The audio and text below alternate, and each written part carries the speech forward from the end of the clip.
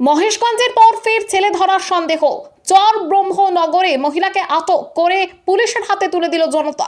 মহেশগঞ্জের কুঠিরপাড়া এলাকার ঘটনা রেশ কাটতে না কাটতেই ফের ছেলে ধরার সন্দেহে এক মহিলাকে আটক করে পুলিশের হাতে তুলে দিল স্থানীয় বাসিন্দারা।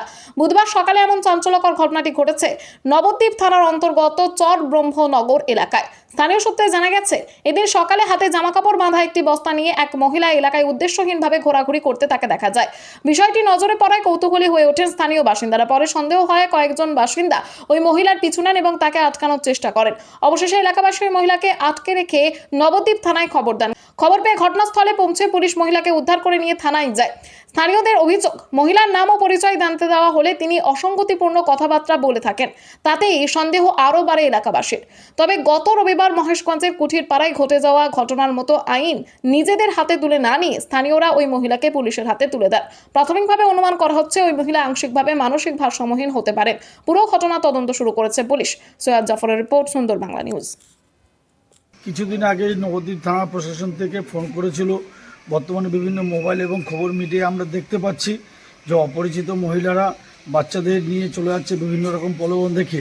তাই আজকে আমাদের যে চরব্রহ্মনগর লোকনাথ মন্দিরের ওই দিক থেকে এক অজ্ঞাত মহিলা, তার পেছনে একটা বড় মাপের ব্যাগ ছিল, তাকে সন্দেহভাজন করে তার পিছে পিছে আমাদের পঞ্চায়েতের উপপ্রধান, সিএমসি পঞ্চায়েতের উপপ্রধান শিপ্রা সরকার সাথে আসে এবং অনেকগুলো মহিলা আসে।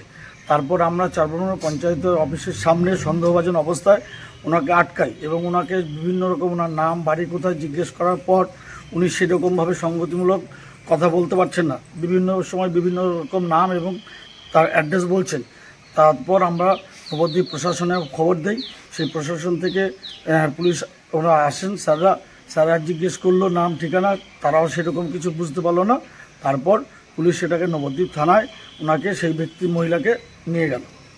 এনে কি তাকে মারধর করা হয়েছিল? না না না না, প্রশাসনের নির্দেশই আছে, যদি এরকম কোনো রকম আপনার দেখতে পারেন তাকে আটকে রাখবেন, প্রশাসনের খবর দেবেন। সেই মতো প্রশাসনের কথা মেনেই আমরা এখানে ওনাকে চেয়ারে বসিয়ে রেখেছি। তারপর প্রশাসনের খবর দিয়েছি, প্রশাসনের লোক এসছে, পুলিশ এসছেন, ওনারা থানায় নিয়ে গেছেন। এখানে কোনো মারধর কিছু করা হয়নি। নাম?